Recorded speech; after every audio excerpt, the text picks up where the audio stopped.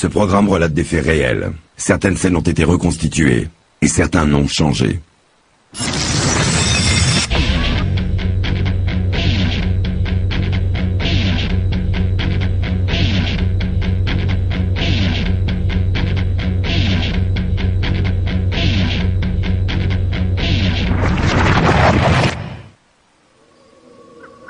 Nous sommes en 1949. Par cette nuit d'hiver, la ville de Saint-Louis aux États-Unis est le théâtre d'une sinistre cérémonie. Dans une petite maison de banlieue au premier étage, on procède à un étrange rituel.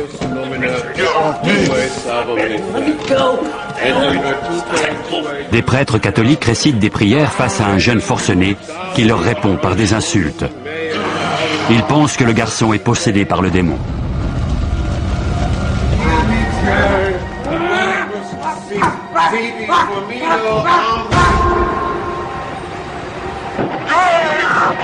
Cette histoire a inspiré un film si terrifiant que des ambulances se tenaient à la sortie des salles de cinéma pour prévenir les crises d'hystérie. The Exorcist. Le film était une fiction. Mais ce que nous allons vous raconter s'est réellement passé.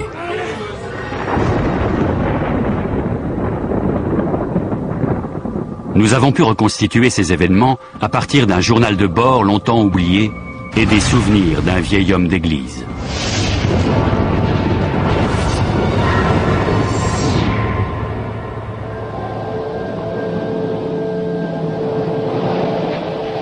L'Exorciste est sorti sur les écrans en 1973. Quelque chose d'inexplicable s'est emparé d'une petite fille. Dans cette rue, dans cette maison, un homme va tenter de la sauver.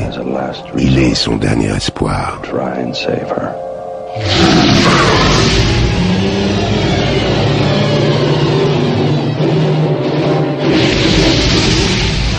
Les gens faisaient la queue pour voir le film. Dans les salles de cinéma, on vomissait, on s'évanouissait. Un retour à la religion a même été observé. Dans les églises catholiques, on a vu les gens affluer. Tous venaient se confesser pour se laver de leurs péchés.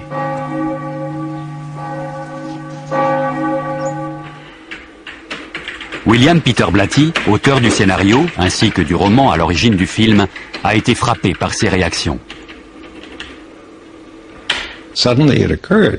Tout à coup, les gens, qu'ils aient la foi ou non, se sont mis à croire aux démons et au châtiment. Dans son roman, le héros chasse le diable du corps d'une enfant. Ce récit s'inspire d'un cas d'exorcisme réel survenu en 1949. L'exorciste était un prêtre de 52 ans de l'église catholique romaine de Saint-Louis, dans l'État du Missouri. Le père William Bowdern était un curé respecté, charitable et connu pour sa bonté d'âme.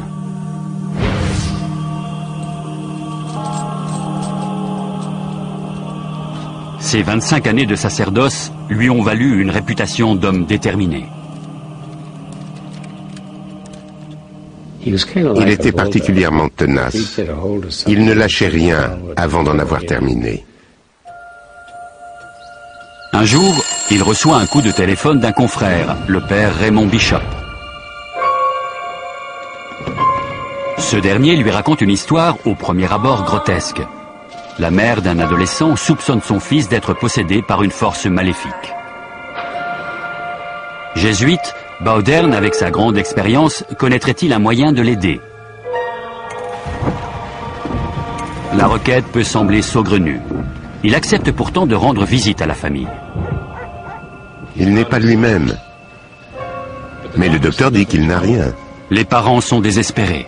Ils lui parlent de leur fils Richard et de ses problèmes. Merci d'être venu, mon père. Parlez-moi de Richard. Il se passe quelque chose en lui. Mais nous ne savons pas ce que c'est. Ça me fait peur. Bowdern leur fait reprendre calmement leur récit depuis le début. La mère lui décrit la vie d'une famille ordinaire, heureuse et unie.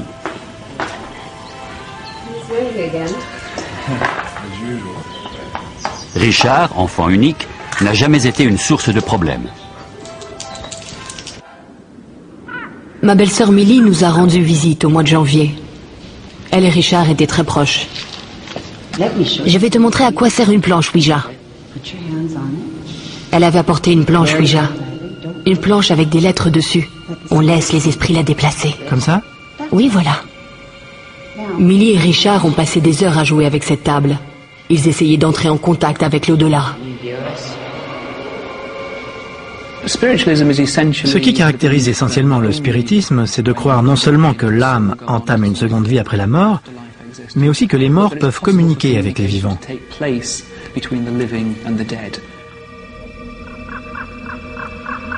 C'est le 15 janvier qu'on note un premier signe mystérieux. Un bruit de gouttes d'eau régulier se fait entendre. On l'a entendu toutes les nuits, pendant toute une semaine.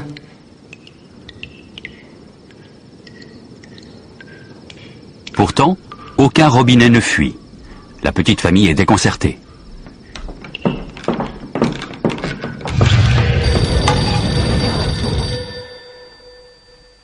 Le 26 janvier, ils apprennent la mort soudaine de tante Millie.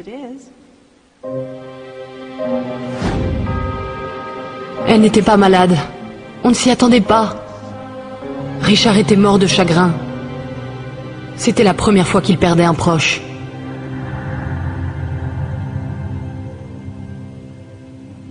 Les jours suivants, les bruits de gouttes d'eau et de martèlement ne font qu'augmenter. Ça vient de là-haut.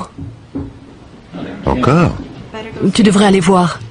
On fait venir les dératiseurs, mais les bruits continuent.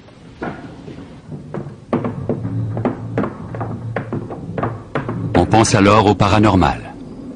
Serait-ce l'œuvre des poltergeists, ces esprits frappeurs sortis des légendes du folklore?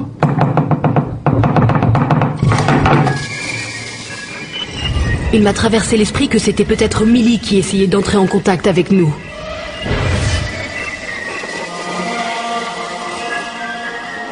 Une nuit, une image pieuse accrochée au mur s'est mise à bouger, comme si on frappait derrière. Ce n'était pas Richard qui faisait une blague, puisqu'il était au lit.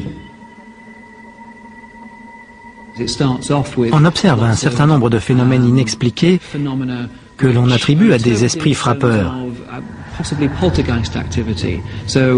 On prétend que des objets sont lancés à travers la pièce, ou en lévitation. On dit entendre des bruits étranges auxquels on ne trouve aucune explication. Jusqu'au jour où ces phénomènes prennent une tournure plus inquiétante.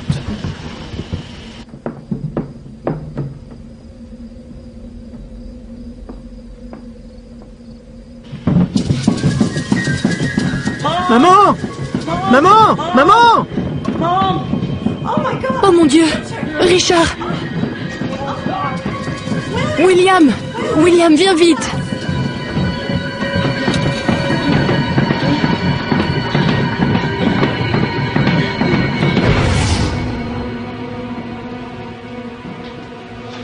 Bonjour les enfants. À l'école, Richard, un enfant d'ordinaire calme et sans histoire, devient l'élève le plus dissipé de sa classe. Arrête ça tout de suite. Mais c'est pas moi! Richard, tu prends la porte.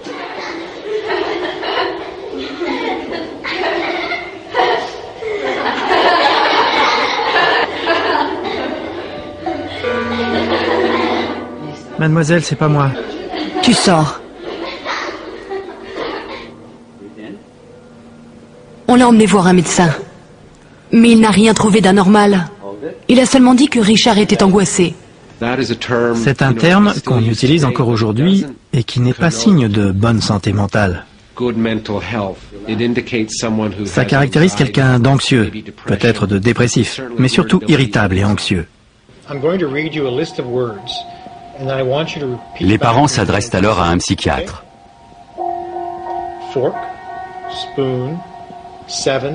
Il lui a fait passer toutes sortes de tests, mais il n'a pas trouvé le moindre problème d'ordre mental. On est même allé voir un psychiatre. Pour le père Bowdern, cela ressemble à un simple cas de crise d'adolescence. Mais ça ne vient pas que de lui. On l'a vu. Et puis il a commencé à avoir des marques sur le corps. Maman! qu'il y a? Laisse-moi voir. Cela s'est produit le 26 février, un mois tout juste après la mort de Millie.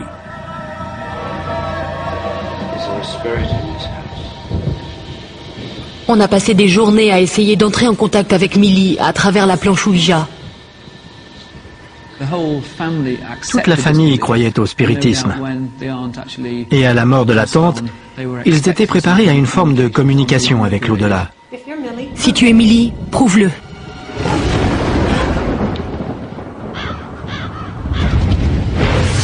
Il y eut une réponse, pas sur la planche Ouija, mais sur le corps de Richard.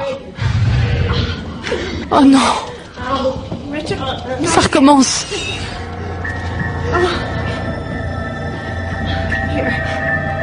Les parents de Richard, désemparés, finissent par envisager l'impensable. Leur fils est peut-être habité par une force démoniaque. Ils se confient à leur pasteur, un luthérien. This is the Reverend. Hi, Richard.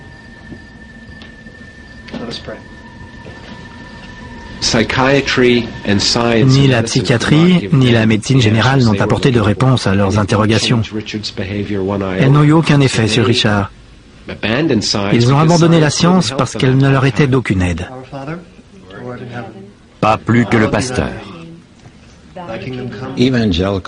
Chez les luthériens évangéliques, la religion de cette famille, on ne recense aucun cas de possession ou d'exorcisme. Mais le pasteur savait que cela existait chez les catholiques. Il leur conseille d'aller voir un prêtre catholique. Si on prend ce cas au premier degré, tel qu'on veut nous le présenter, alors on retrouve un grand nombre d'éléments caractéristiques de la possession démoniaque. On a tout envisagé. Croyez-vous possible que... Écoutez, demain soir on dira des prières et on verra ce qui se passe. Merci, mon père.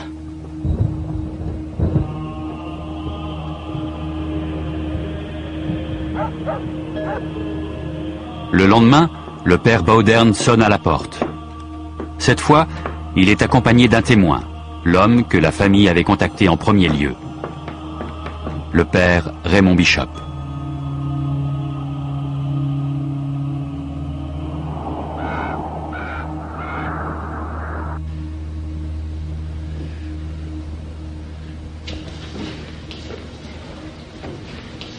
Bonjour Richard. Bonjour mon père. Comment ça va? Je suis le père Bowdern et voici le père Bishop. Comment te sens-tu? Ça va. Bien. Si tu veux bien, j'aimerais te réciter ce qu'on appelle une neuvaine. D'accord. Ça commence comme ceci. François-Xavier Saint, très aimable et plein de charité, j'adore respectueusement avec vous la majesté divine. Qu'y a-t-il? Ma poitrine. Oh Seigneur.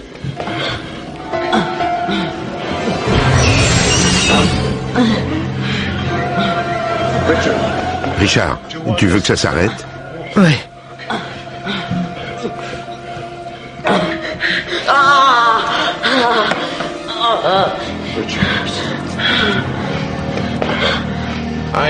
Je vous supplie de tout mon cœur de m'obtenir, par votre puissante intercession, la grâce si importante de vivre et de mourir sainement.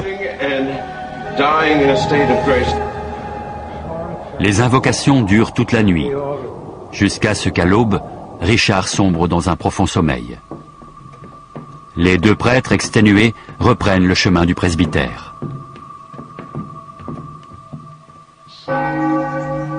En repensant aux faits, le père Bowdern arrive à une sinistre conclusion. L'enfant est bien possédé par le démon. Le curé de paroisse doit se résoudre à affronter le prince des ténèbres. Ce qui fait de lui un exorciste.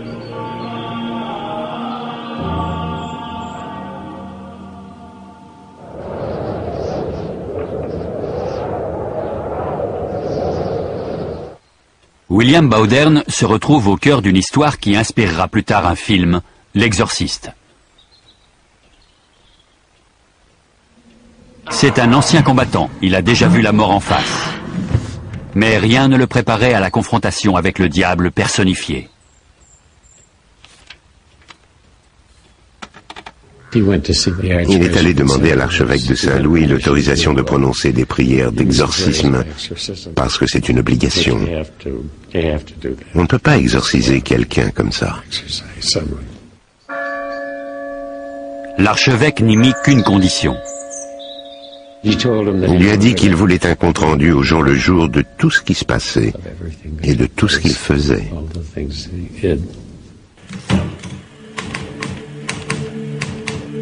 Le père Bauderne désigne le père Bishop comme assistant. Il le charge de tenir un journal.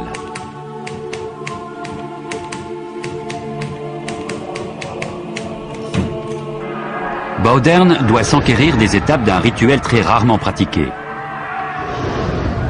Il consulte le Rituale Romanum, un manuscrit vieux de 400 ans, rédigé en latin, sur les rites de l'Église catholique.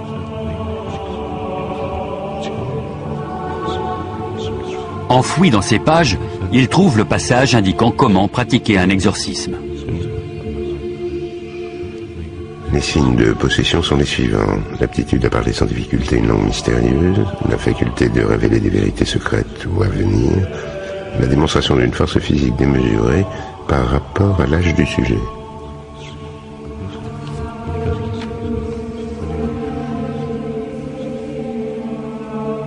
Bauderne s'aventure en terrain inconnu. Au XXe siècle, dans l'Église catholique des États-Unis, on n'a quasiment jamais entendu parler d'exorcisme.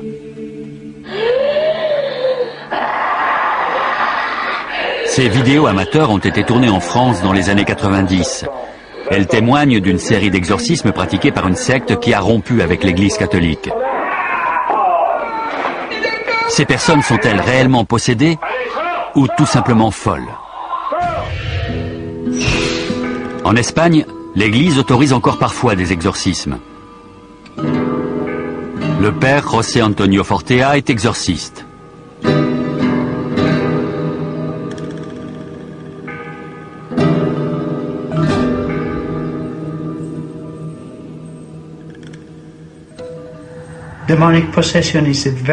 La possession démoniaque est un phénomène très très rare. Sur des milliers de personnes atteintes de troubles psychotiques, un seul cas est lié à une influence démoniaque.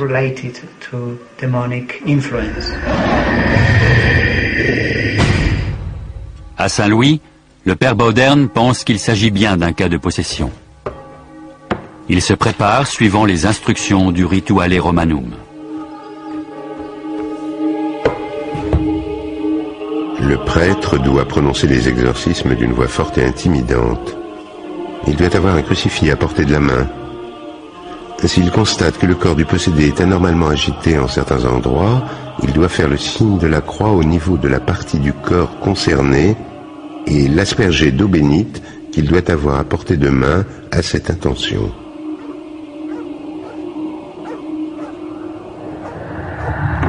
Bauderne et Bishop retournent au chevet de Richard. Ils sont prêts à défier le malin. Deus nomina tuae salvum et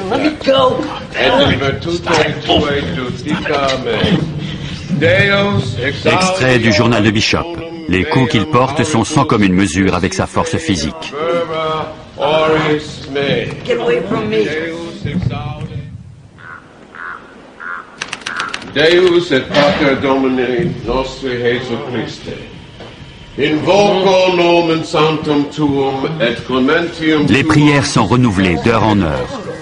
Quand, vers 1h du matin, Ouvrez la fenêtre. Richard semble vomir quelque chose. Il s'en va. Qui s'en va? Il s'en va. Qui s'en va? Que se passe-t-il? Extrait du journal. Un instant plus tard, il avait l'air normal.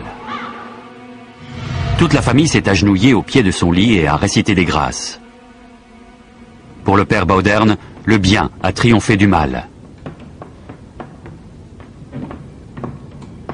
Mais le Rituale Romanum l'avertit.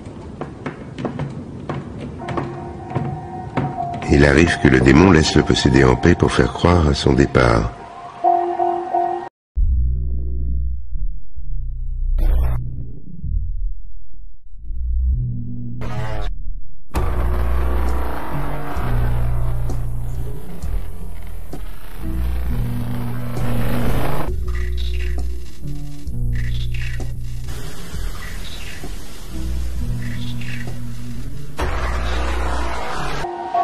L'exorciste doit rester sur ses gardes, sous peine de tomber dans son piège. Maman! Maman! Maman! Maman! Qu'y a-t-il, chérie? Il revient. Qui ça? Qui revient? Il revient. J'appelle le père Bauderne. À 3h15, Bauderne est rappelé auprès de Richard. Sa lutte avec l'ange du mal est loin d'être terminée.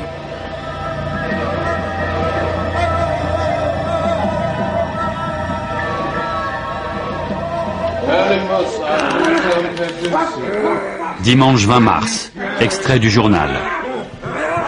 À 20h15, Richard a eu une crise plus violente que toutes les précédentes.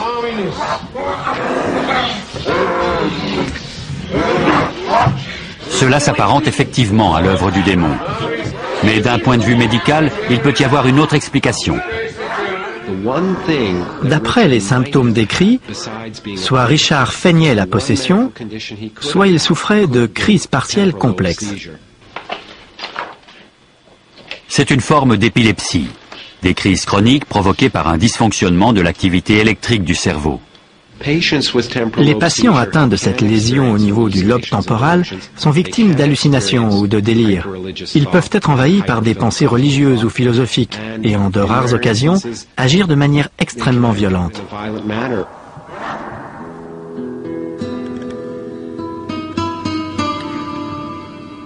Mais la maladie peut être la complice du malin.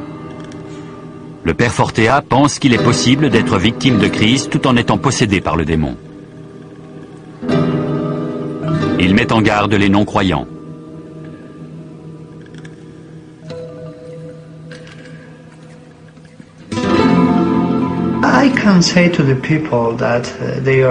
Je peux dire aux gens qui ne sont pas certains de l'existence de Dieu que s'ils croisaient le regard d'une personne possédée, ils sauraient ce que cela fait de voir l'éternité en face de soi. L'éternité tout entière, des siècles et des siècles, des milliers et des milliers d'années en face de soi, et aucun salut. L'écrivain William Peter Blatty est croyant. Une fois convaincu que c'était un phénomène réel, je me suis consacré presque avec ferveur à rendre tout cela réel aux yeux du lecteur,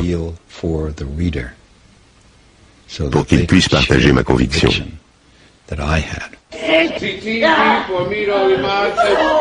Les proches du garçon ne peuvent endurer ce cauchemar plus longtemps. Le père Bauderne décide de suivre les instructions du Rituale Romanum. Dans la mesure du possible, le possédé doit être emmené dans un lieu approprié, isolé du monde, où sera pratiqué l'exorcisme.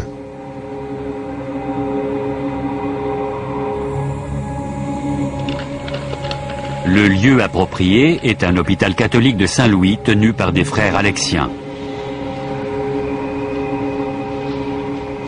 Bonjour, je suis le père Bauderne. Bonjour mon père, nous vous attendions. C'est en bas du couloir sur votre gauche. Très bien, allons-y.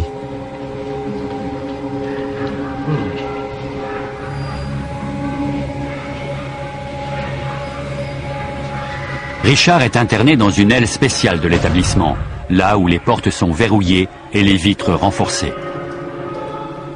Il est le nouveau pensionnaire du service psychiatrique.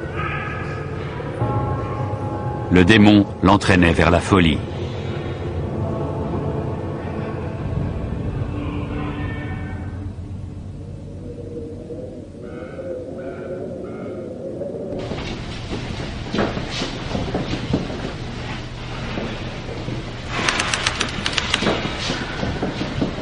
just with the temperature dropping, everyone's been sleeping.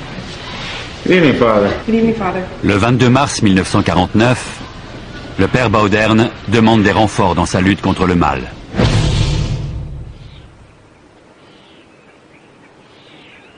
Walter Halloran, aujourd'hui retraité dans le Wisconsin, est le dernier témoin vivant de ces événements. En 1949, il était le jeune séminariste chargé de maîtriser Richard au cours des séances d'exorcisme.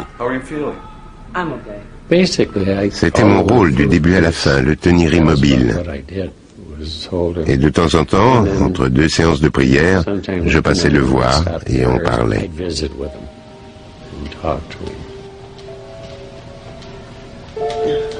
Bonjour, père. Je peux avoir un verre d'eau?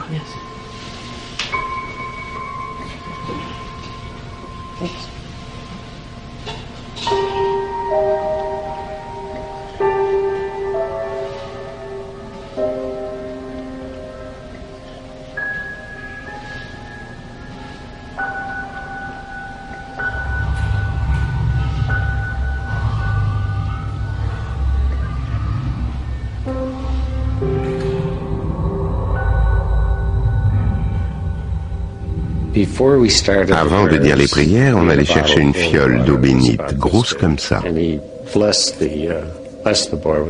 Il a béni le garçon avec. Il est allé le poser sur la commode. Ensuite, il s'est agenouillé au pied du lit. Et tout à coup, la fiole a volé dans les airs, m'a frôlé. Elle s'est écrasée contre le mur et elle est tombée au sol.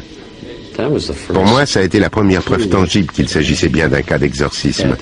C'était vraiment inexplicable. C'est arrivé comme ça. Et je l'ai attribué à l'esprit du démon. Il n'y avait personne à moins d'1,50 m de la fiole.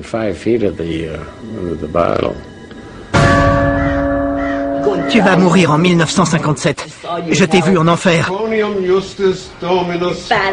Misérable crevure. Richard, ou l'esprit du diable qui l'habite, couvre les prêtres d'injures. Dans le journal, il est fait mention d'un langage obscène et ordurier, évoquant les parties génitales et la masturbation. En 1949, cela a de quoi choquer. Fallait-il imputer ce langage à la possession démoniaque ou à de la pure malveillance? Le fait que Richard assène des injures à ceux qui l'entourent dans les moments où il est possédé est un autre moyen qu'il a trouvé de confondre leur jugement. Quand pouvez-vous jurer et insulter les gens sans en être inquiété, sinon en prétendant que c'est le diable qui vous l'a fait dire? Au fur et à mesure que se prolonge le supplice, Richard devient de plus en plus obscène.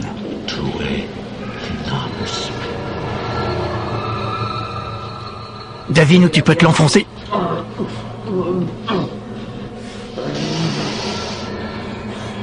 Il m'a demandé si à un moment ou un autre, j'avais soupçonné le garçon de feindre sa condition. Eh bien, non, jamais. Il n'y avait rien qui laissait supposer, à l'époque où il avait ses crises, qu'il essayait d'attirer l'attention ou qu'il se réjouissait.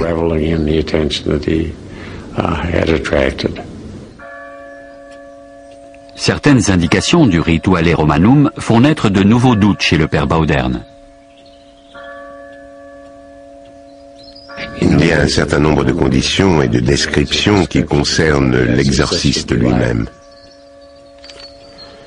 Le prêtre doit se distinguer par sa piété, sa prudence et son intégrité. Bowdern se demande s'il a la force morale de vaincre Satan.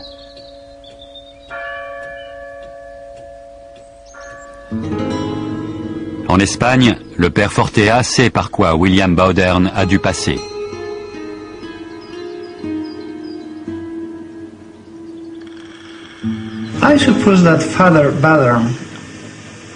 La première fois, le père Bowdern a dû éprouver de la peur. Parce que lorsqu'on pratique un exorcisme pour la première fois, on ne sait pas à quoi s'attendre. Il peut se produire n'importe quoi.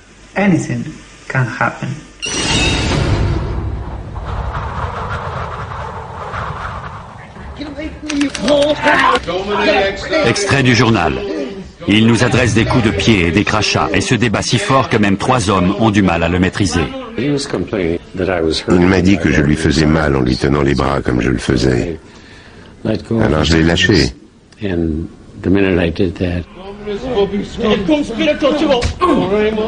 Et aussitôt il m'a frappé. Père, est-ce que ça va? Richard, par pitié. Qu'est-ce qui t'arrive?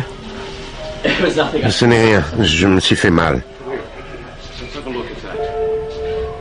Richard semble ne pas se rendre compte. Pour sa famille, l'épreuve est douloureuse.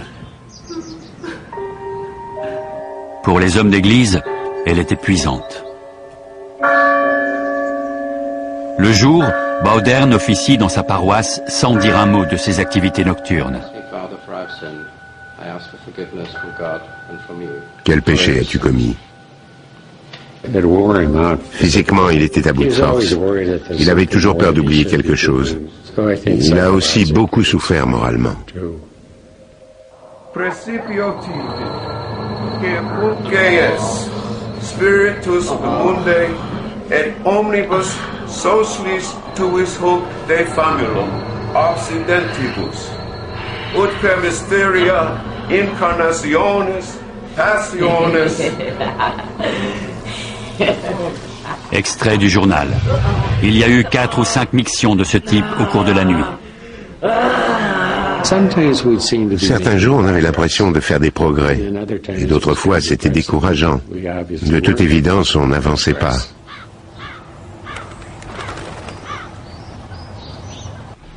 How you doing, honey? La mère de Richard songe à tout abandonner et à ramener son fils à la maison. Yeah. You'll be coming home soon, sweetheart, I promise. Yes,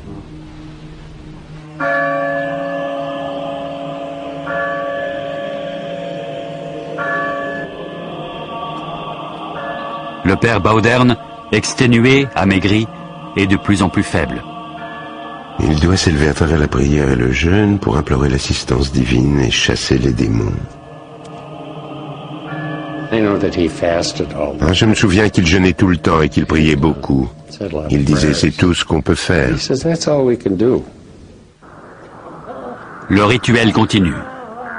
Un soir, on remarque que les mouvements de Richard se font plus violents chaque fois que le prêtre invoque le nom de Dieu. Et Fili, et Spiritus, et Spiritus, Sanctus, Domini exaudi, sit appetatum viri votum.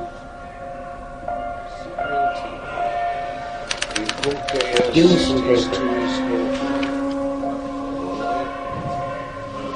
omnibus sis tuis hoc Dei famulum obsentibus. Extrait du journal. Richard a demandé un crayon. Avec, il a écrit « Je suis le diable en personne. Dans 10 jours, j'enverrai un signe. »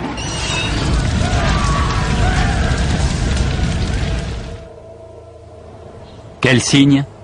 Baudern l'ignore, mais il ne demandera pas.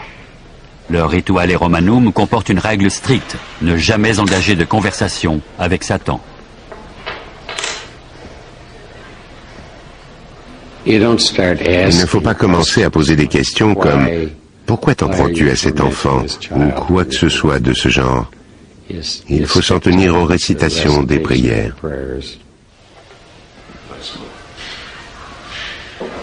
Une idée lui vient à l'esprit. Richard, es-tu baptisé? Je ne me rappelle pas. Voudrais-tu être baptisé catholique? Oui, mon père.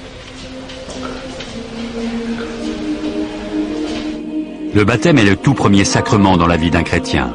C'est déjà une forme d'exorcisme. Habituellement, il est célébré dans la joie.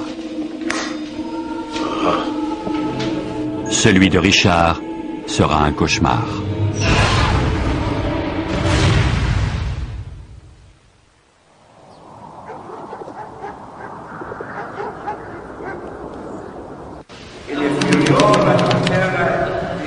Avec le baptême, l'exorciste pense posséder son arme la plus redoutable.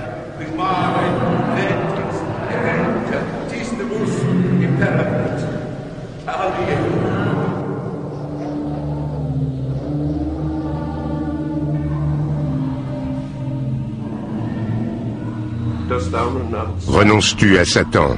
Il répète la question encore et encore. Renonces-tu à Satan? Renonces-tu à Satan? Je renonce à Satan. Richard. Ego te baptizo. In nomine Patris et Filii et Spiritus Sancti.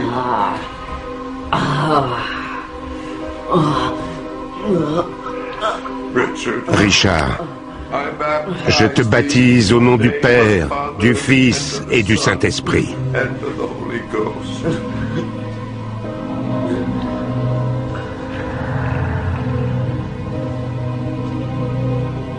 Au regard de l'Église catholique, le garçon est désormais hors de danger en présence du Saint-Esprit.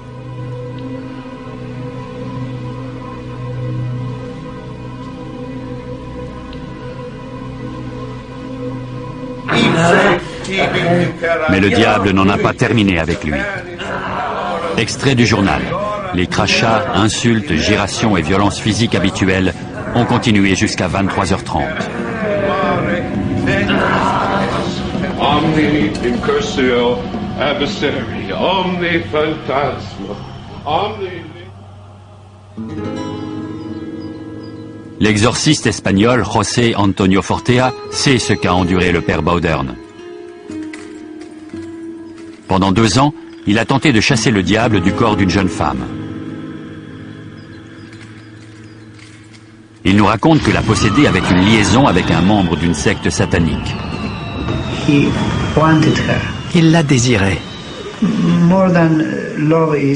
Ce n'était pas simplement de l'amour. Cette femme l'obsédait. Et toutes les semaines, ils invoquaient les démons. Il a été entraîné dans une âpre lutte spirituelle.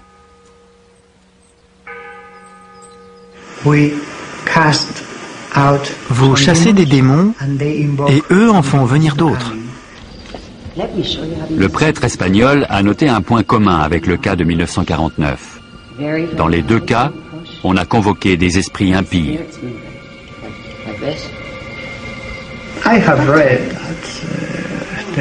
J'ai lu qu'un membre de la famille avait une planche Ouija. Il est très dangereux de jouer avec une planche Ouija, comme de s'adonner à tout type de sorcellerie, au spiritisme ou à l'invocation d'esprits inconnus.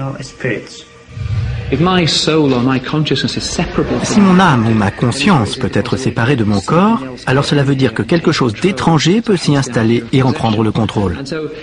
D'où l'idée de possession. Et par conséquent, il y a un côté sombre à cette croyance dans l'au-delà, qui est généralement une croyance plutôt positive. Que ce soit vrai ou pas, c'est quelque chose de positif puisque cela nous permet de répondre à l'angoisse de la mort.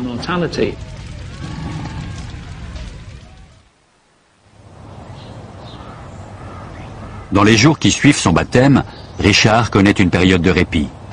Il se rend utile à l'hôpital. Mais la nuit, les exorcismes se poursuivent. Il faisait des choses étranges. Il vous crachait dessus et ses yeux étaient fermés. Il se jetait sur moi les yeux fermés, mais ne me ratait jamais.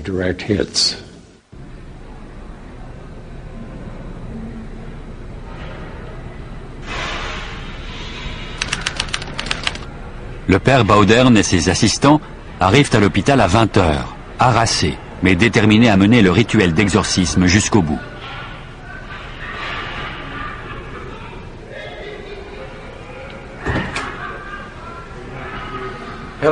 Bonjour Richard.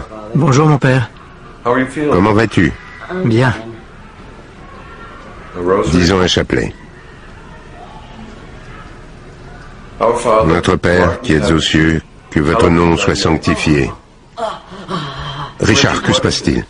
Comme gravé dans la peau en lettres majuscules, le mot « sortir » apparaît sur son corps.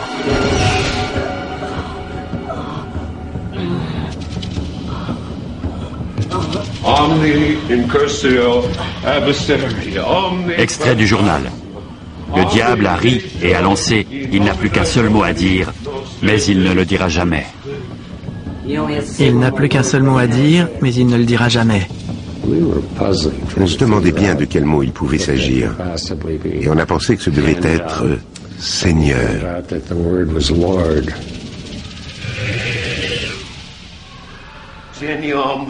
Les prêtres invoquent le nom du Seigneur. Richard est de plus en plus agité. Il est sujet à des délires. Dans le journal, on peut lire que Richard a eu une vision de l'archange Michel. Ça brûle! À travers la voix de Richard, c'est l'ange qui a parlé. Satan, je suis Saint Michel et je t'ordonne à toi, Satan, et aux autres esprits maléfiques de quitter ce corps, au nom de Dieu, immédiatement, disparais. Plus tard, Richard raconte qu'il a vu un ange se battre avec le démon à l'entrée d'une grotte d'où jaillissaient des flammes. L'ange est sorti vainqueur et le diable s'est retiré dans les flammes. Il est parti.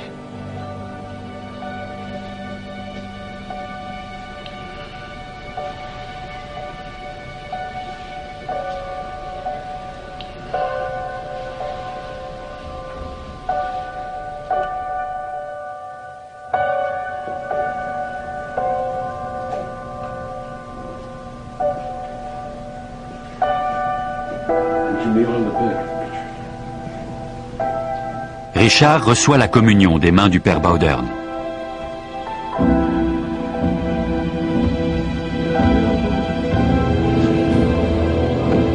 Peu de temps après, une puissante détonation retentit dans les murs de l'hôpital. Mais personne n'a vu la moindre explosion, ni perçu d'onde de choc. Les gens qui étaient dans l'église de l'autre côté de la rue l'ont entendu. Les lumières se sont éteintes et quand elles se sont rallumées, Richard s'est assis et il a dit « Il est parti ». Pour Bowdern, cet étrange phénomène indique que le démon a fini par quitter le corps de Richard.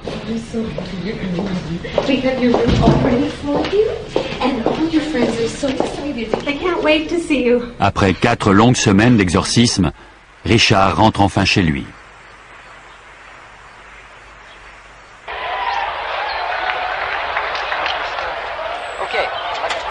Était-ce réel? Ou Richard les aurait-il tous trompés? Ce n'était peut-être qu'une mauvaise blague. Quand il a compris combien il était facile de duper tout le monde, le garçon a peut-être mis en scène une grande partie du phénomène.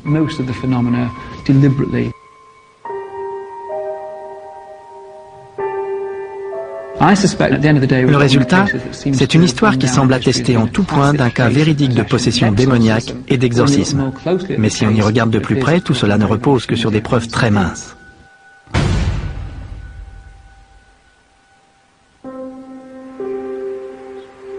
Le supplice de Richard prend fin le 29 avril 1949. Il aura duré plus d'1 mois.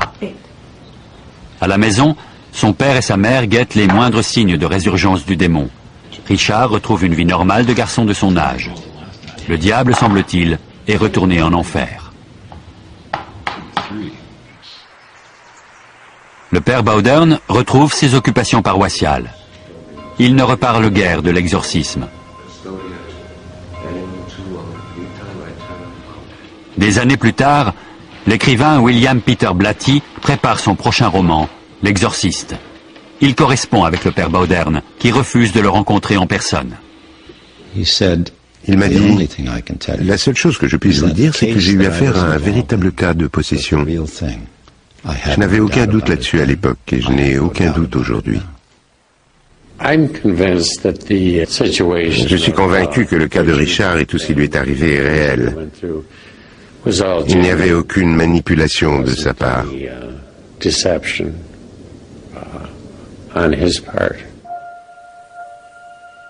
Mais pour d'autres, Richard aurait créé de toutes pièces une possession démoniaque, un délire alimenté par la croyance au spiritisme de sa famille et par les rituels d'exorcisme des prêtres.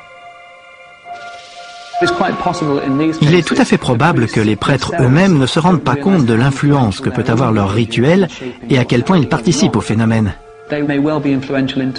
Leurs méthodes sont certainement efficaces, mais sans le vouloir, ils donnent des informations sur le comportement à adopter. Ils continuent le rituel jusqu'à observer le comportement en question, et ensuite ils passent à l'étape suivante. De cette manière, ils ont la confirmation qu'il se passe bien quelque chose de reconnaissable, mais sans prendre conscience qu'ils ont contribué à le faire apparaître.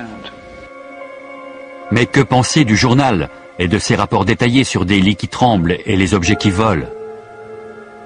On sait, d'après un nombre important d'études sur la fiabilité des témoignages oculaires, qu'en général, ils manquent de précision. Aucun témoin n'essaye d'abuser sciemment de notre bonne foi. Ces gens sont sincères. Ils rapportent honnêtement des détails véridiques de ce qu'ils croient avoir vu. Les messages sur la peau de Richard ont-ils été tracés par le diable ou par lui-même? Le fait d'écrire sur la peau s'appelle la dermatographie. C'est souvent associé à un état de grande anxiété. En écorchant sa propre peau à l'aide de ses ongles ou de n'importe quel objet, tel qu'un stylo ou une pointe, on obtient des marques qui font l'effet d'un bas-relief.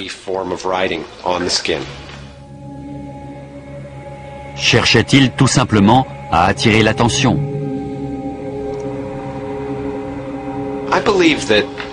Je crois que toute cette histoire a commencé par une blague d'un garçon de 14 ans. Par la suite, quand l'Église catholique s'en est mêlée, il a dû aller jusqu'au bout. La véritable question n'est pas de savoir si ce cas de 1949 était réel ou pas. Je n'en sais rien. Évidemment, je n'en sais rien. La vraie question, c'est: est-ce que c'est possible? C'est ça qui est intéressant. La rumeur d'exorcisme s'est très vite répandue. On en a parlé dans les journaux, une notoriété dont l'Église catholique se serait bien passée. Quand ça s'est terminé, j'ai reçu un tas de coups de téléphone. Une femme qui voulait faire exorciser son mari. Quelqu'un d'autre, c'était pour son chien. Enfin, vous voyez, des choses insensées. Noël 1973. L'exorciste sort sur les écrans de cinéma. Une paroisse catholique de Washington reçoit 40 demandes d'exorcisme.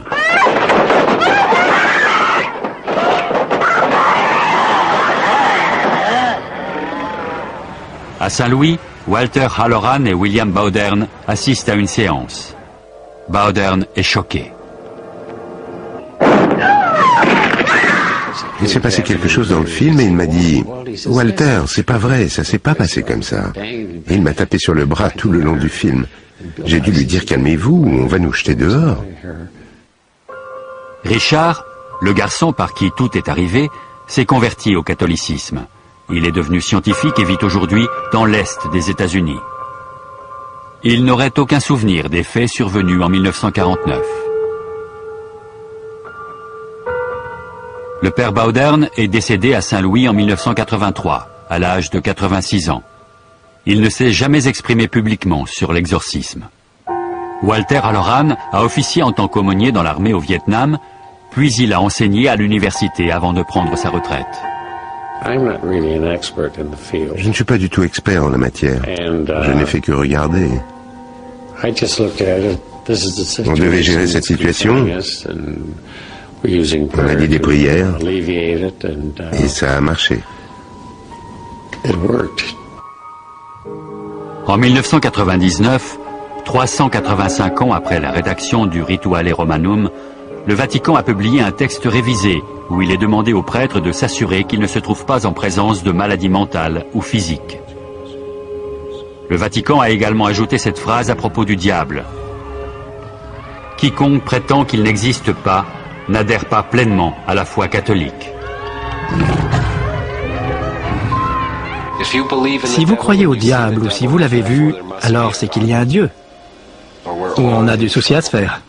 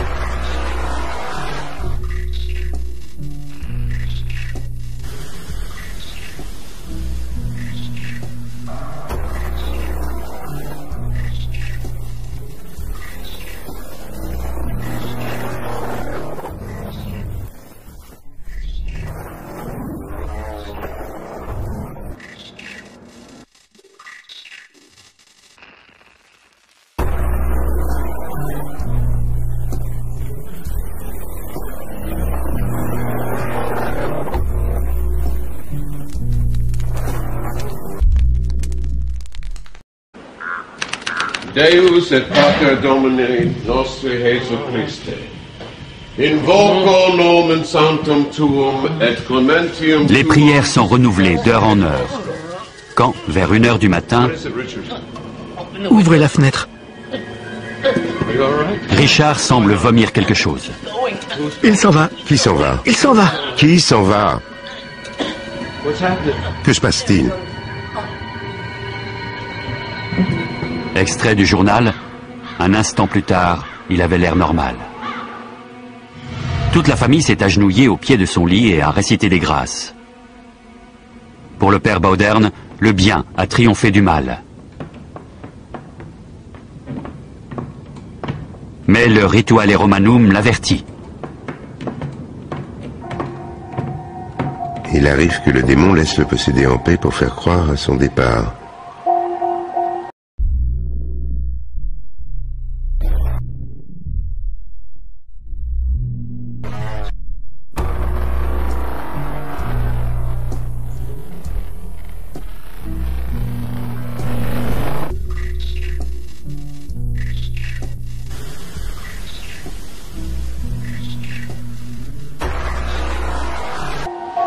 L'exorciste doit rester sur ses gardes, sous peine de tomber dans son piège. Maman. Maman. Maman. Qu'y a-t-il, chérie? Il revient. Qui ça? Qui revient? Il revient. J'appelle le père Bowdern. À 3h15, Bowdern est rappelé auprès de Richard. Sa lutte avec l'ange du mal est loin d'être terminée.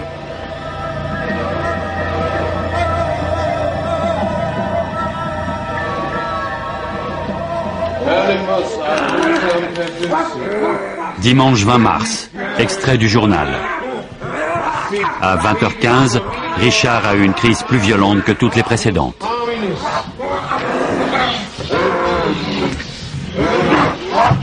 Cela s'apparente effectivement à l'œuvre du démon. Mais d'un point de vue médical, il peut y avoir une autre explication. D'après les symptômes décrits, soit Richard feignait la possession, soit il souffrait de crises partielles complexes.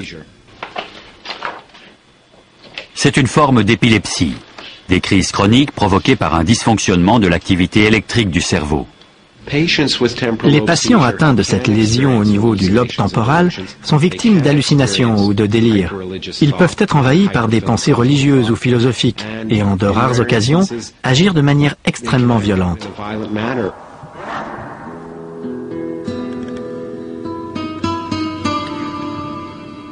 Mais la maladie peut être la complice du malin.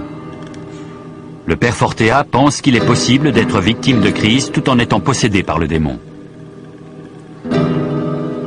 Il met en garde les non-croyants.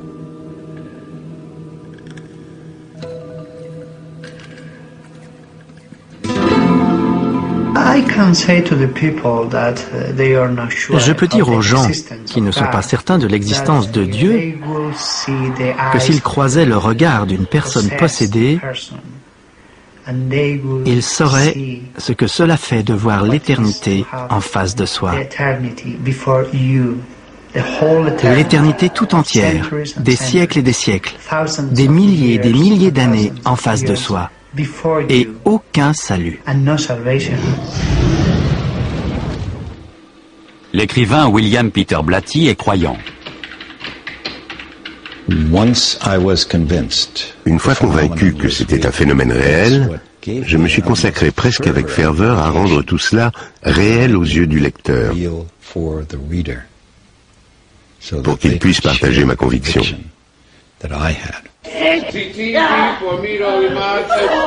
Les proches du garçon ne peuvent endurer ce cauchemar plus longtemps. Le père Bowdern décide de suivre les instructions du Rituale Romanum. Dans la mesure du possible, le possédé doit être emmené dans un lieu approprié, isolé du monde, où sera pratiqué l'exorcisme.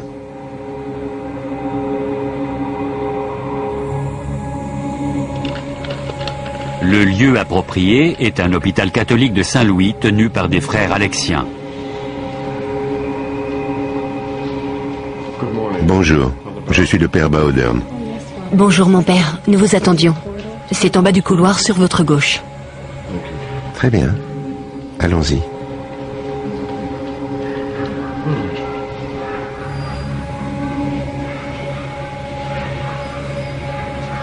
Richard est interné dans une aile spéciale de l'établissement, là où les portes sont verrouillées et les vitres renforcées. Il est le nouveau pensionnaire du service psychiatrique. Le démon l'entraînait vers la folie.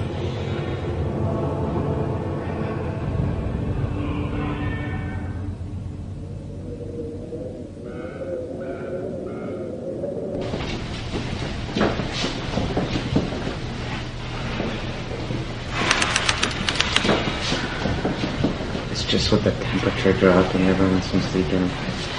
Good evening, Father. Good evening, Father. Le 22 mars 1949, le père Bowdern demande des renforts dans sa lutte contre le mal.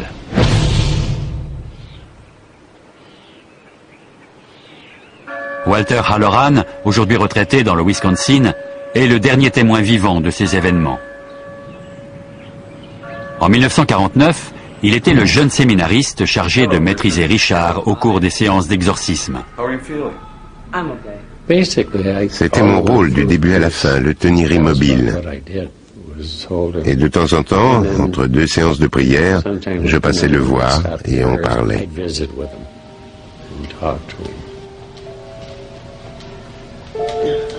Bonjour père. Je peux avoir un verre d'eau?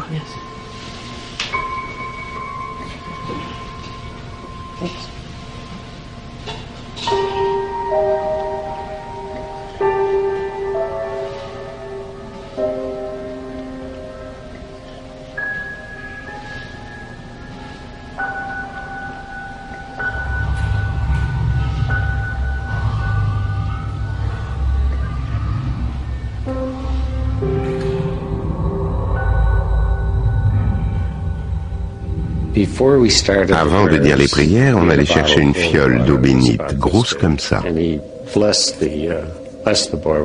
Il a béni le garçon avec. Il est allé le poser sur la commode. Ensuite, il s'est agenouillé au pied du lit. Et tout à coup, la fiole a volé dans les airs, m'a frôlé. Elle s'est écrasée contre le mur et elle est tombée au sol. Pour moi, ça a été la première preuve tangible qu'il s'agissait bien d'un cas d'exorcisme. C'était vraiment inexplicable.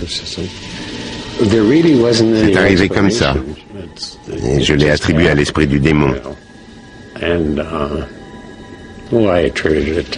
Il n'y avait personne à moins d'1,50 m de la fiole.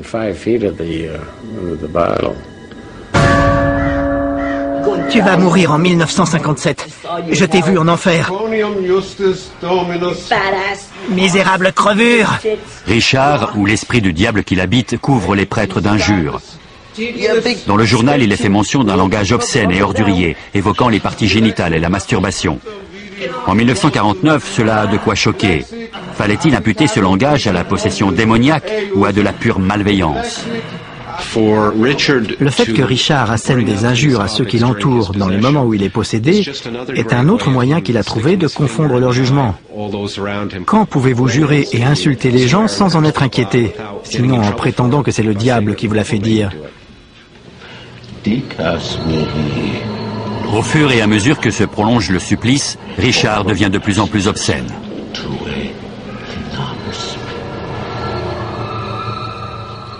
David, où tu peux te l'enfoncer?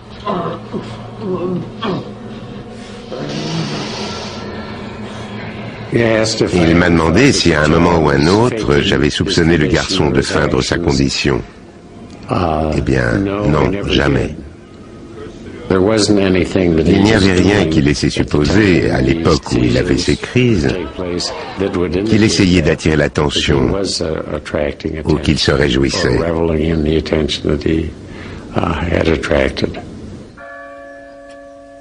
Certaines indications du Rituale Romanum font naître de nouveaux doutes chez le père Bowdern.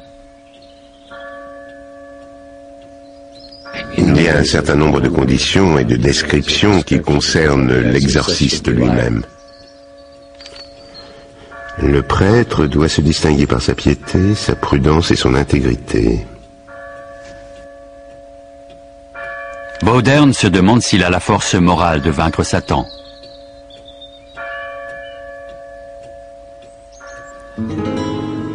En Espagne, le père Fortea sait par quoi William Bowdern a dû passer.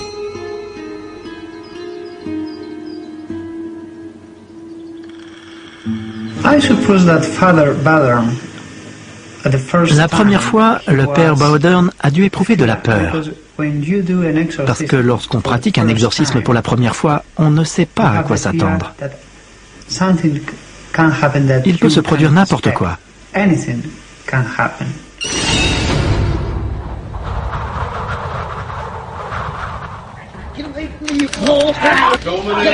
Extrait du journal. Il nous adresse des coups de pied et des crachats et se débat si fort que même 3 hommes ont du mal à le maîtriser. Il m'a dit que je lui faisais mal en lui tenant les bras comme je le faisais. Alors je l'ai lâché.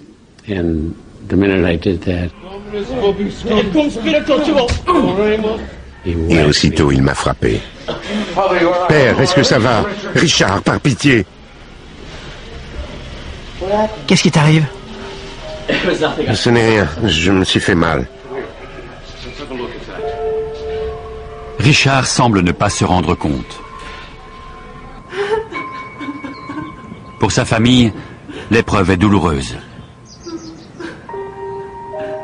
Pour les hommes d'église, elle est épuisante.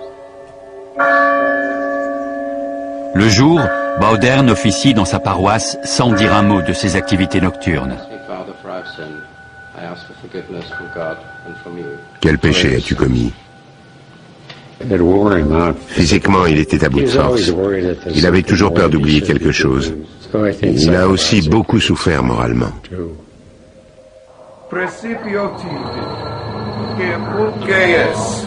Spiritus Mundi et omnibus socialis tuis hoc de famulum occidentibus ut per mysteria incarnationis passiones. Extrait du journal. Il y a eu 4 ou 5 mictions de ce type au cours de la nuit. Certains jours, on avait l'impression de faire des progrès, et d'autres fois, c'était décourageant. De toute évidence, on n'avançait pas.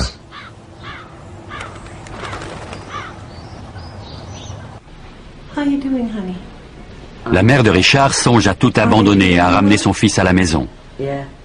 You'll be coming home soon, sweetheart, I promise. Yes, Mom.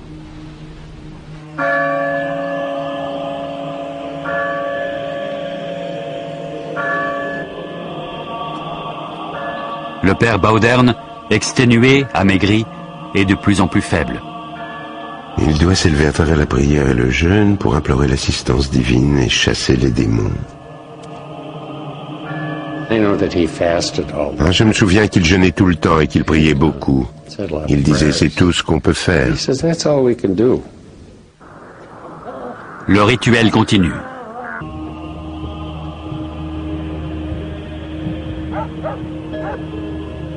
Le lendemain, le père Bowdern sonne à la porte. Cette fois, il est accompagné d'un témoin, l'homme que la famille avait contacté en premier lieu.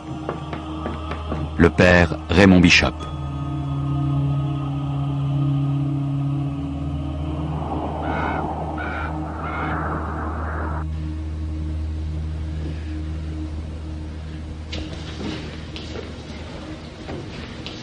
Bonjour Richard. Bonjour mon père. Comment ça va? Je suis le père Bowdern et voici le père Bishop. Comment te sens-tu? Ça va. Bien. Si tu veux bien, j'aimerais te réciter ce qu'on appelle une neuvaine. D'accord. Ça commence comme ceci. François-Xavier Saint, très aimable et plein de charité, j'adore respectueusement avec vous la majesté divine. Qu'y a-t-il? Ma poitrine. Oh Seigneur.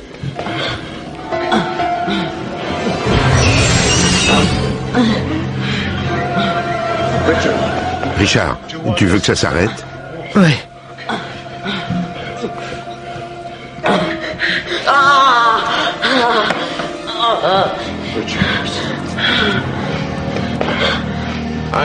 Je vous supplie de tout mon cœur de m'obtenir, par votre puissante intercession, la grâce si importante de vivre et de mourir sainement. Les invocations durent toute la nuit, jusqu'à ce qu'à l'aube, Richard sombre dans un profond sommeil. Les deux prêtres exténués reprennent le chemin du presbytère.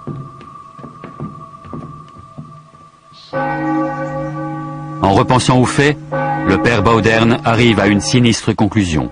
L'enfant est bien possédé par le démon. Le curé de paroisse doit se résoudre à affronter le prince des ténèbres. Ce qui fait de lui un exorciste.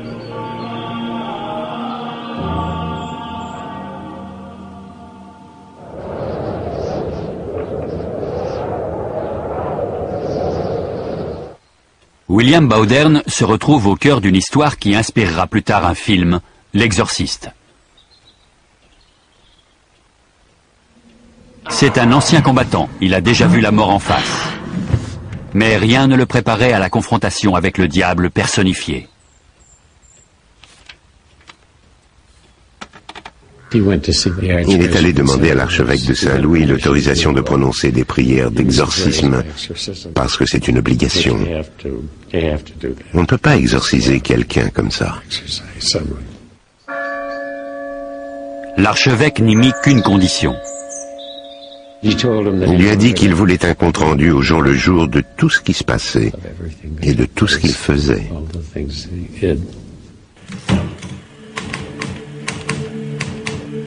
Le père Bauderne désigne le père Bishop comme assistant. Il le charge de tenir un journal.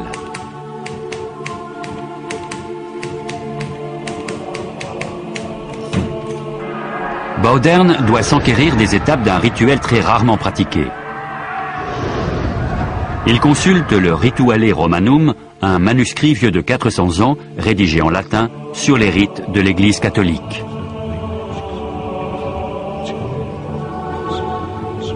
Enfoui dans ces pages, il trouve le passage indiquant comment pratiquer un exorcisme. Les signes de possession sont les suivants. L'aptitude à parler sans difficulté une langue mystérieuse, la faculté de révéler des vérités secrètes ou à venir, la démonstration d'une force physique démesurée par rapport à l'âge du sujet.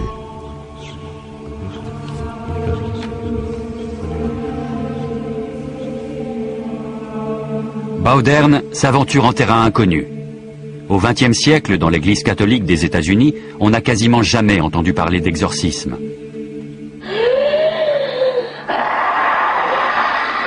Ces vidéos amateurs ont été tournées en France dans les années 90. Elles témoignent d'une série d'exorcismes pratiqués par une secte qui a rompu avec l'Église catholique. Ces personnes sont-elles réellement possédées ou tout simplement folles? En Espagne, l'Église autorise encore parfois des exorcismes. Le père José Antonio Fortea est exorciste.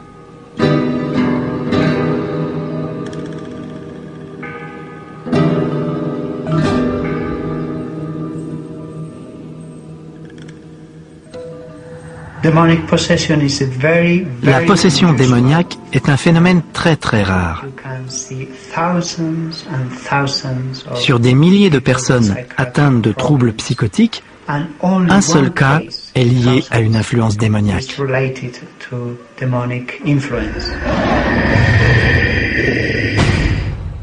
À Saint-Louis, le père Bauderne pense qu'il s'agit bien d'un cas de possession. Il se prépare suivant les instructions du Rituale Romanum. Le prêtre doit prononcer les exorcismes d'une voix forte et intimidante. Il doit avoir un crucifix à portée de la main. S'il constate que le corps du possédé est anormalement agité en certains endroits, il doit faire le signe de la croix au niveau de la partie du corps concernée et l'asperger d'eau bénite qu'il doit avoir à portée de main à cette intention.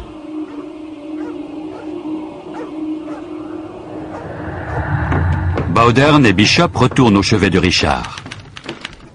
Ils sont prêts à défier le malin. Deus nomina Two-way Let me go!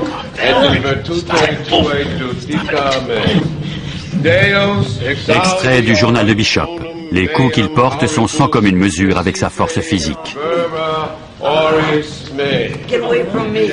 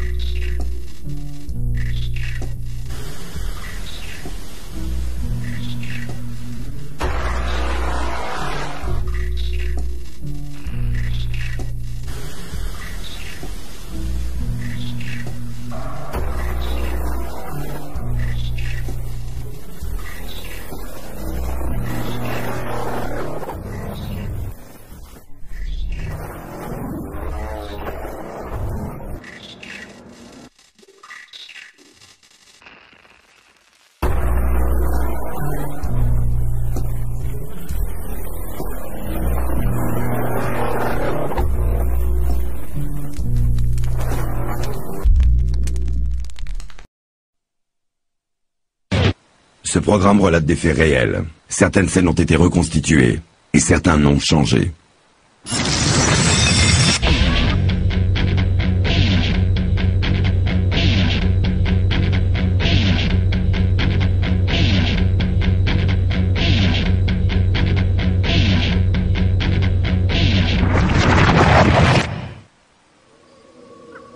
Nous sommes en 1949. Par cette nuit d'hiver, la ville de Saint-Louis aux États-Unis est le théâtre d'une sinistre cérémonie. Dans une petite maison de banlieue au premier étage, on procède à un étrange rituel.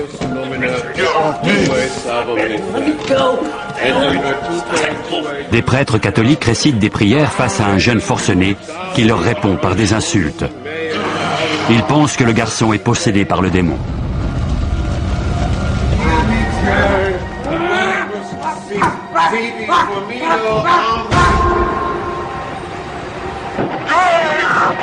Cette histoire a inspiré un film si terrifiant que des ambulances se tenaient à la sortie des salles de cinéma pour prévenir les crises d'hystérie.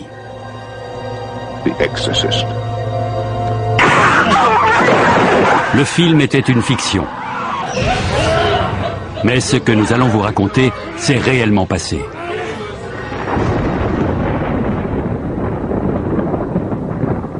Nous avons pu reconstituer ces événements à partir d'un journal de bord longtemps oublié et des souvenirs d'un vieil homme d'église.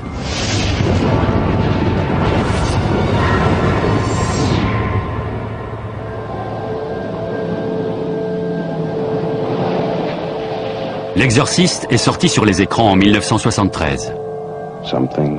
Quelque chose d'inexplicable s'est emparé d'une petite fille. Dans cette rue, dans cette maison, un homme va tenter de la sauver. Il est son dernier espoir.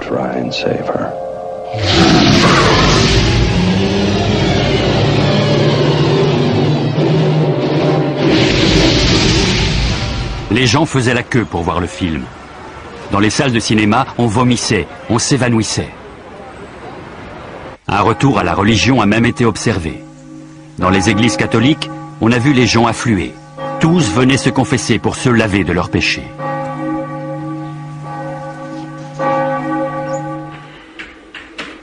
William Peter Blatty, auteur du scénario, ainsi que du roman à l'origine du film, a été frappé par ces réactions.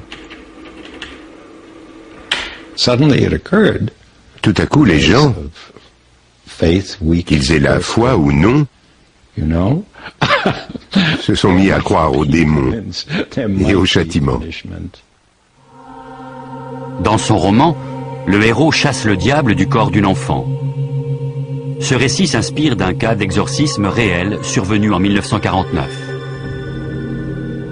L'exorciste était un prêtre de 52 ans de l'église catholique romaine de Saint-Louis, dans l'État du Missouri.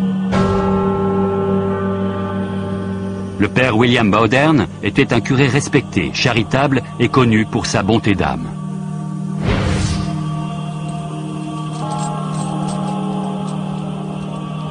Ses 25 années de sacerdoce lui ont valu une réputation d'homme déterminé.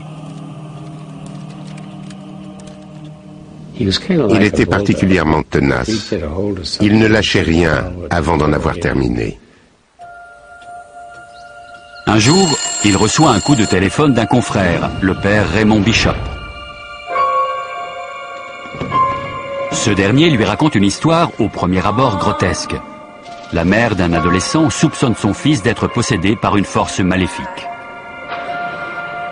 Jésuite, Bowdern, avec sa grande expérience, connaîtrait-il un moyen de l'aider? La requête peut sembler saugrenue. Il accepte pourtant de rendre visite à la famille. Il n'est pas lui-même. Mais le docteur dit qu'il n'a rien. Les parents sont désespérés. Ils lui parlent de leur fils Richard et de ses problèmes. Merci d'être venu, mon père. Parlez-moi de Richard.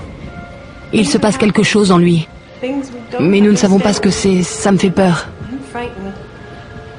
Bowdern leur fait reprendre calmement leur récit depuis le début. La mère lui décrit la vie d'une famille ordinaire, heureuse et unie.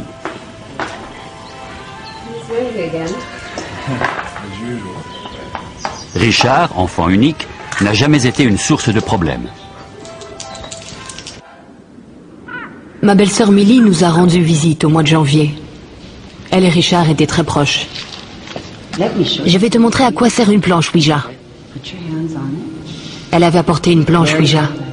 Une planche avec des lettres dessus. On laisse les esprits la déplacer. Comme ça? Oui, voilà. Millie et Richard ont passé des heures à jouer avec cette table. Ils essayaient d'entrer en contact avec l'au-delà. Ce qui caractérise essentiellement le spiritisme, c'est de croire non seulement que l'âme entame une seconde vie après la mort, mais aussi que les morts peuvent communiquer avec les vivants.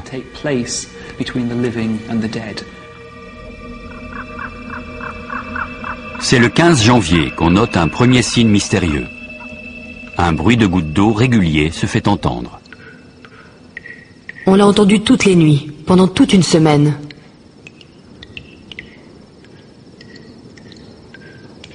Pourtant, aucun robinet ne fuit. La petite famille est déconcertée.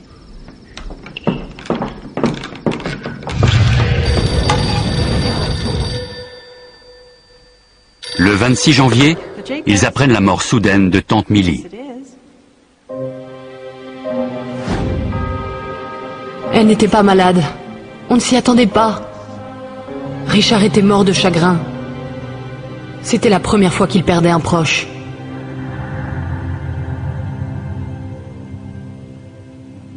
Les jours suivants, les bruits de gouttes d'eau et de martèlement ne font qu'augmenter. Ça vient de là-haut. Encore? Tu devrais aller voir. On fait venir les dératiseurs, mais les bruits continuent.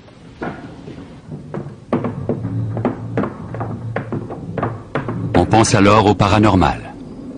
Serait-ce l'œuvre des poltergeists, ces esprits frappeurs sortis des légendes du folklore?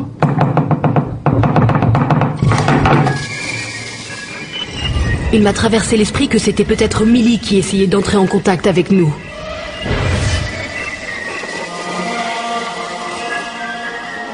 Une nuit, une image pieuse accrochée au mur s'est mise à bouger, comme si on frappait derrière.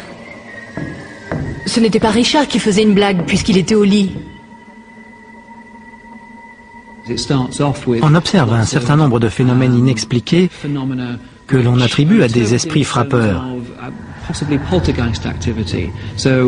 On prétend que des objets sont lancés à travers la pièce, ou en lévitation.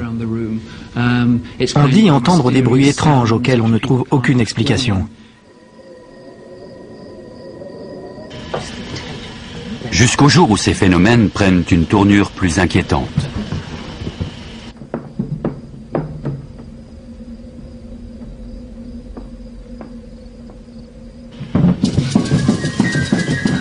Maman! Maman! Maman! Oh mon Dieu! Richard! William! William, viens vite!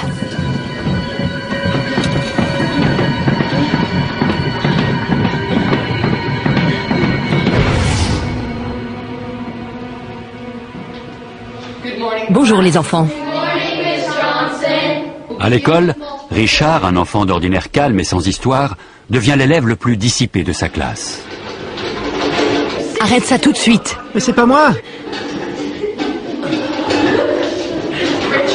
Richard, tu prends la porte.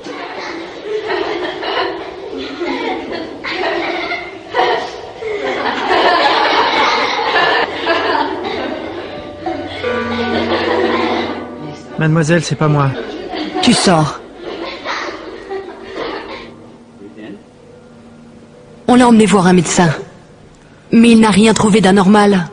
Il a seulement dit que Richard était angoissé. C'est un terme qu'on utilise encore aujourd'hui et qui n'est pas signe de bonne santé mentale. Ça caractérise quelqu'un d'anxieux, peut-être de dépressif, mais surtout irritable et anxieux. Les parents s'adressent alors à un psychiatre.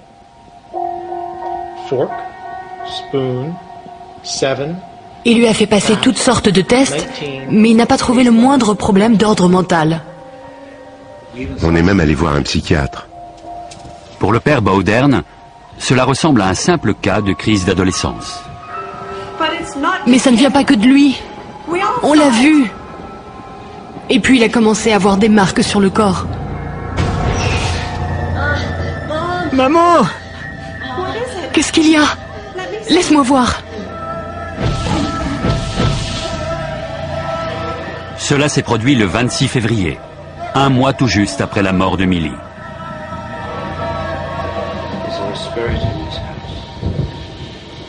On a passé des journées à essayer d'entrer en contact avec Millie à travers la planche Ouija. Toute la famille croyait au spiritisme. Et à la mort de la tante, ils étaient préparés à une forme de communication avec l'au-delà. Si tu es Millie, prouve-le.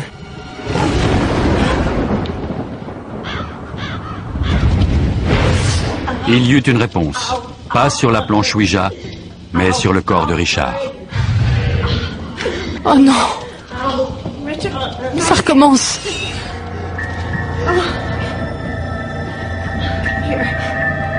Les parents de Richard, désemparés, finissent par envisager l'impensable.